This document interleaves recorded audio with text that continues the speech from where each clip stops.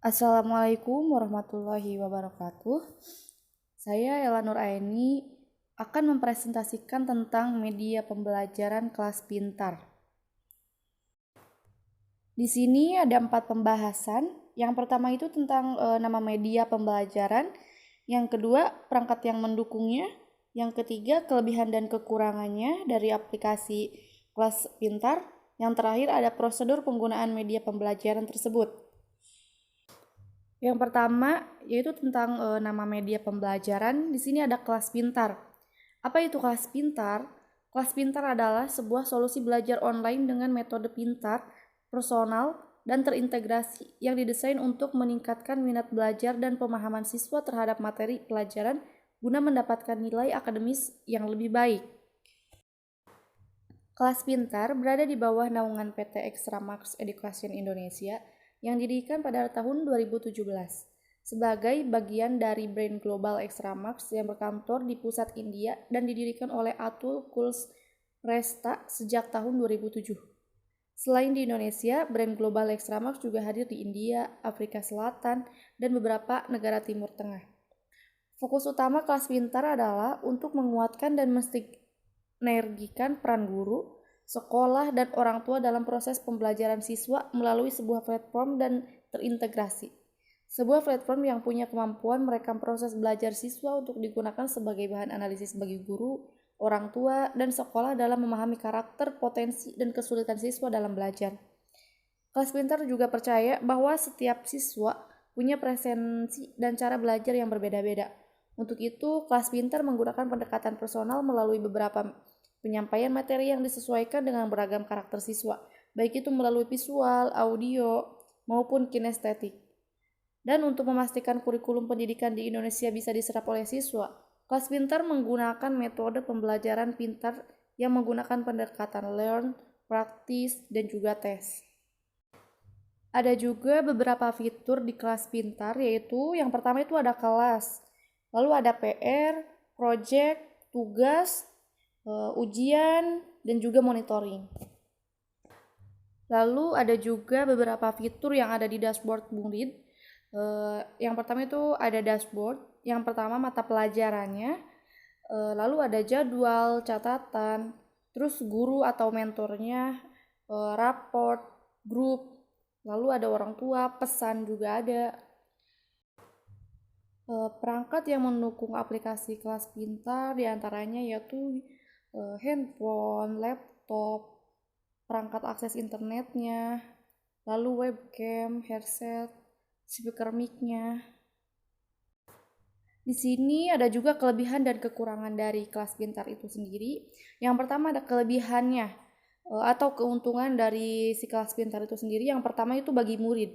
Murid dapat mengakses berbagai variasi materi pelajaran, latihan soal, dan tes di kelas pintar, serta membuat grup belajar dan mengerjakan tugas dari guru. Lalu ada juga kelebihannya untuk guru. Jadi guru atau mentor dapat melakukan aktivitas belajar, mengajar secara online, berinteraksi secara virtual, memberikan tugas, PR, dan proyek, serta melakukan ujian secara online yang dilengkapi fitur monitoring. Lalu bagi orang tua dapat memantau perkembangan belajar anak, mulai dari jadwal belajar, penyelesaian tugas, sampai ke performa nilai rata-rata anak untuk setiap mata pelajaran. Lalu yang kedua itu ada kekurangannya.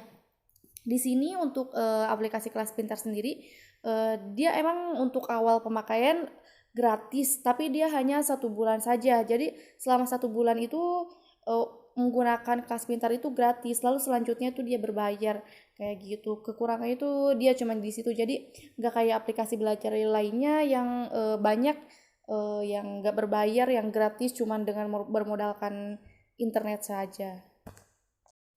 Lalu yang selanjutnya ada prosedur penggunaan aplikasi kelas pintar. Sebelum kita belajar di kelas pintar, kita harus punya akun kelas pintar itu sendiri. Jadi yang paling pertama itu kita download aplikasinya terlebih dahulu. Contohnya kita menggunakan handphone, kita download di Play Store aplikasi kelas pintar, lalu kita daftar. Kita daftar dengan nomor handphone saja biar lebih gampang. Lalu kita tulis nama dan kota tinggal kita, lalu tinggal diklik lanjut.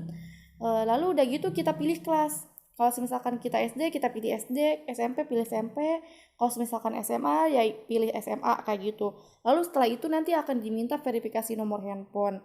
Kalau udah verifikasi nomor handphone, lalu kita buat passwordnya, lalu habis itu kita simpan kayak gitu. Jadi itu udah berhasil membuat akun di kelas pintar kayak gitu. Lalu di sini ada cara untuk memulai belajar di kelas pintar itu sendiri. Yang pertama, yang tadi nih, jadi kita emang harus mendaftar dulu nih di akun kelas pintar tersebut.